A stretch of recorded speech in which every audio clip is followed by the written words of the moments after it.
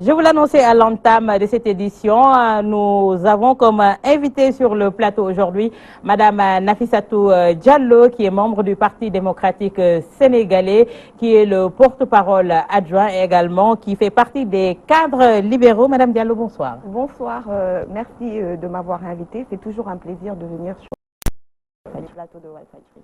Aujourd'hui, Karim Wade doit venir au Sénégal. C'est ce que vous espérez? Oui, bien sûr. Nous sommes aujourd'hui conscients qu'il viendra sous peu, parce que nous sommes quand même à quelques mois, 10 mois de la présidentielle. Et Karim n'a de cesse de réaffirmer qu'il sera bel et bien le candidat du Parti démocratique sénégalais, mais même au-delà, le candidat du peuple sénégalais. Mais il a été annoncé. Oui, certains l'ont annoncé, mais Karim Wade lui-même ne l'a jamais annoncé.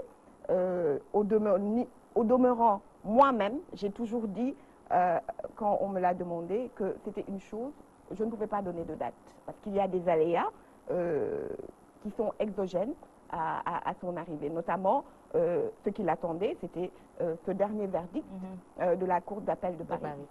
Avec ce Cour d'appel de Paris, l'État a été débouté et pour la deuxième fois. Et c'est sur ces points que vous êtes appesanti pour dire que Karim Wade va revenir au Sénégal. En fait, c'est même pas la deuxième fois. Hein. C'est le pôle financier de Paris les a déboutés, la CEDEAO les a déboutés. Enfin, on a porté plainte au niveau de la CEDEAO, on a eu raison. Le groupe de travail des Nations Unies. Et là, ils ont fait appel pour pouvoir saisir les biens de Bibo Bourguiba attribue à Karim Wade, un appartement de Karim Wade qu'il a depuis bien des années, avant qu'il soit même en fonction au sein de l'État sénégalais, ils ont encore été déboutés. Donc aujourd'hui, il faut retenir que le Sénégal, dans sa constitution, en son article 79, dit que les conventions qui ont été ratifiées par l'État du Sénégal sont supérieures aux lois. Donc aujourd'hui, l'État du Sénégal est obligé de se conformer à sa signature internationale, de respecter le droit international, que j'appelle un verdict à consommation locale, parce que la CREI ne peut être vendue nulle part.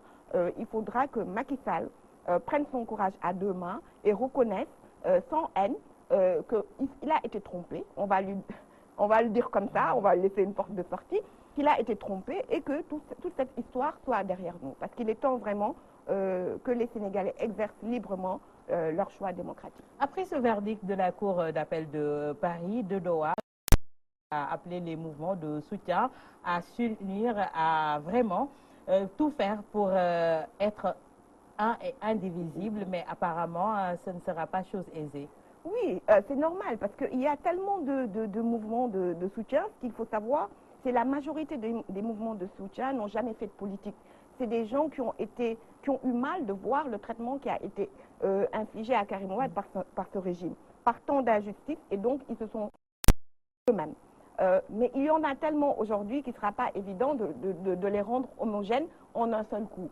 Toujours est-il que là, ils ont l'occasion, avec les renouvellements, d'entrer dans le Parti démocratique sénégalais, d'exercer leurs responsabilités à la base en vendant les nouvelles cartes qui seront en vente bientôt. Hein. Nous avons déjà la commission qui est mise en place, et d'être des leaders non seulement à l'intérieur du parti, dans les instances, mais d'être des localement. Mais d'après une certaine presse, il y a quelques remous qui ont été notés par rapport même à ce rassemblement. Oui, mais c'était la première réunion, il y a eu des voix, chacun a émis ses réserves. Moi-même, j'avais des réserves.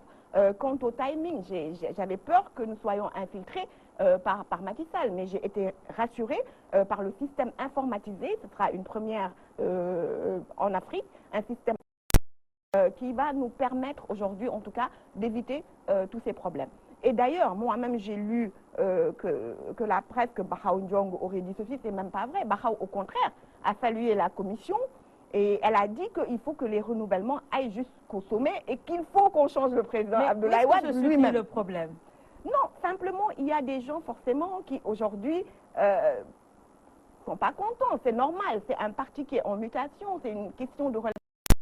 C'est aujourd'hui de donner la chance à des jeunes qui sont arrivés peut-être après 2012, qui sont arrivés en 2010, qui n'ont pas été là durant les renouvellements de 96, qui ont l'opportunité aujourd'hui d'être de véritables leaders et de hauts responsables au sein du parti grâce à cette vente de cartes. Donc forcément, dans une grande formation, il y aura de petites frictions, mais c'est rien aujourd'hui qui puisse ameuter en tout cas les Sénégalais ou le Parti démocratique. Mais cette union ne sera pas chose aisée, vu que un mouvement de soutien à Karim Wade ne sont pas membres du Parti démocratique sénégalais. Justement, l'occasion leur est donnée aujourd'hui pour ceux qui le veulent d'entrer dans le parti, de vendre au niveau de leur localité les cartes du parti, de devenir des responsables locaux lorsqu'il faudra monter les secteurs. Donc c'est une chance inouïe aujourd'hui pour tous ces jeunes d'être membres et responsables reconnus à la base avec cette vente des cartes. Il est évident qui ne seront pas,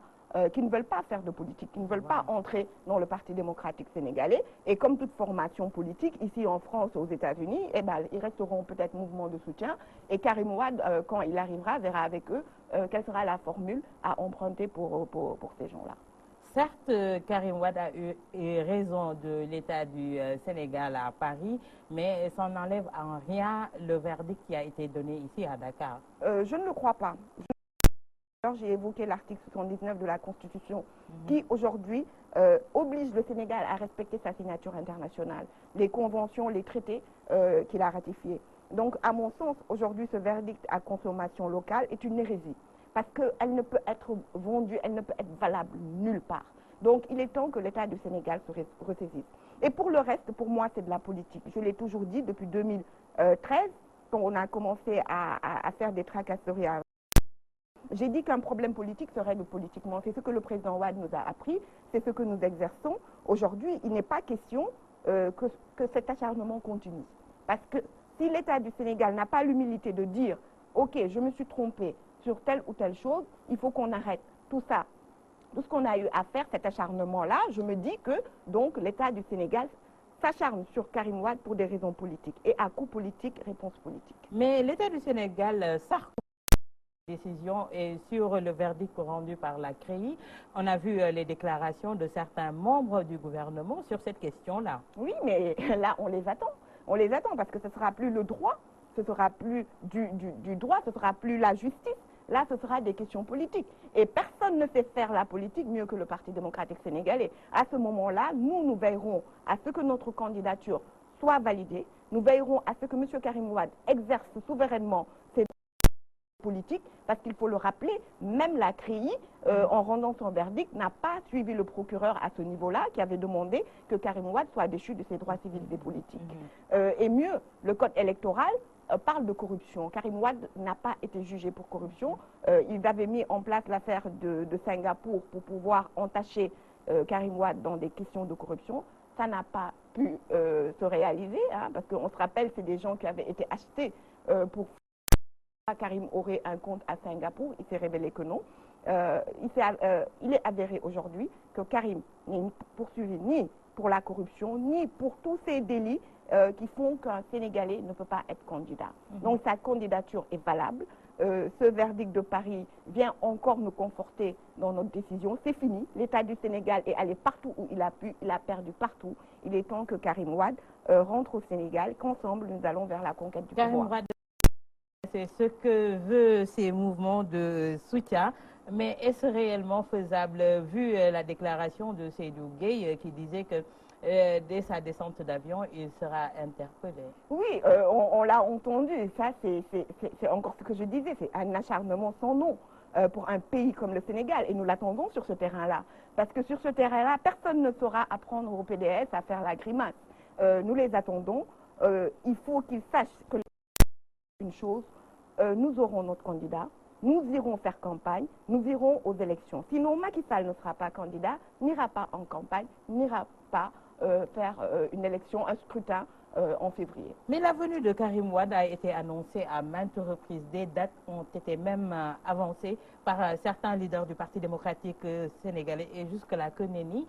Donc, est-ce réellement pensable que Karim... Ce que je sais, hein, personnellement, j'ai toujours refusé sur les plateaux télé de donner une date. Parce que Karim a des raisons exogènes qu'il fallait régler, notamment ce verdict. beaucoup de choses qu'il a à régler, qu'il sait. Pour moi, c'est sa part à lui, parce que c'est quelqu'un qui est déterminé pour sa candidature. Il fait que les Sénégalais travaillent, le soutiennent autour de sa personne.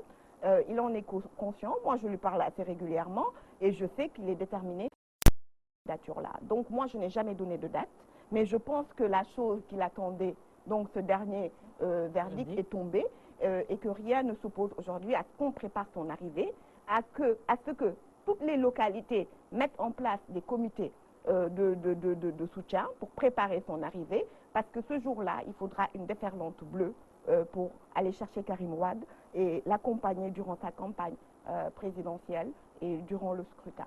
D'après sa question, Karim Wade a bénéficié d'un passeport de 24 heures de durée de validité. Donc, comment va-t-il faire pour rallier le Sénégal? Je vous répondrai justement, peut-on apprendre à Abdoulaye Wade à faire la grimace en matière Mais Abdoulaye Wade n'est pas Karim également? Oui, mais aujourd'hui, c'est le secrétaire général national du Parti démocratique sénégalais. Et je pense que face à l'acharnement, Abdoulaye Wade a toujours un tour dans son sac. On le dira pas bien au Sénégal et battra campagne. D'ailleurs... Mais déjà, on l'interdit de battre campagne à Doha. Donc, est-ce faisable ici au Sénégal? Ça, c'est pas vrai. C'était pas vrai. J'ai lu dans la presse à l'époque, il y a une semaine, je pense, dire que oui, on lui aurait tiré les oreilles, ce qui est complètement faux. Pour qui connaît le Qatar, c'est un havre de démocratie dans le Moyen-Orient. Vous voyez déjà les problèmes qu'ils ont avec l'Arabie Saoudite, notamment avec leur chaîne Al Jazeera.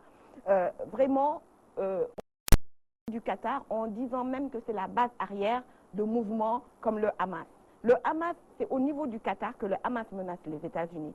Vous vous rendez compte? C'est Karim Wade qui n'a ni armée, à qui on interdira de parler, de s'exprimer. C'est pas vrai. C'est pas vrai. Pour qui connaît le Qatar, comme disait un politologue que j'ai lu dans un journal, il peut même faire un meeting en plein cœur de Doha, personne n'en parlerait. Et c'est ça la réalité. Pour qui connaît le pays. Revenons un peu sur ces renouvellements au Parti démocratique sénégalais. Avec ces problèmes qui commencent à surgir, est-ce que vous ne pensez pas que cela va fragiliser un peu le parti, surtout votre candidat? Non, je ne le pense pas. C'est de la respiration démocratique. Ça donne de la vie d'ailleurs. Il se trouve que quand le Parti démocratique sénégalais ne dit rien, on dit que le Sénégalais est mort. Quand il bouge et qu'aujourd'hui beaucoup de jeunes qui veulent émerger, veulent se battre, veulent être à la base, on parle de friction. C'est normal qu'il y ait quelques problèmes, quelques couacs, parce que c'est la question de la relève générationnelle qui est ainsi. Aujourd'hui, c'est quelque chose d'inéluctable.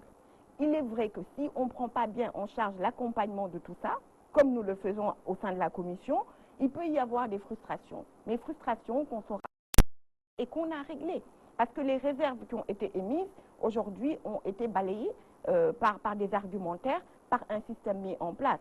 Aujourd'hui, personne ne peut se plaindre du fait qu'on aille à des renouvellements démocratiques avec un système informatisé que nul parti n'a mis en place au Sénégal. Aujourd'hui, il est juste que moi, qui suis de la Médina, j'aille vendre mes cartes. Si j'ai 2, 3, 4 secteurs et quelqu'un d'autre en a 7, que celui qui en a soit le responsable politique reconnu au sein de la Médina. Merci à vous, Madame Nafissatou Diallo. Je rappelle que Madame Nafissatou Diallo est membre du Parti démocratique sénégalais, membre également des cadres libéraux, deuxième porte-parole du Parti démocratique sénégalais, qui était notre invité dans votre magazine L'édition du soir, qui est à présent terminée. Merci à Cher Tidiane Ndiaye qui a assuré la coordination et la réalisation. Merci également à vous, très chers téléspectateurs, de nous avoir suivis. Juste après moi, Ndeye Fatou Ndiaye s'installe dans votre émission Sortie. Et à 22 h, retrouvez votre émission Ataya avec El Hadji Sandiogou Mbengue et Adjaratou Betty Mboup Diouf. Je vous souhaite de passer un excellent week-end. Bonsoir.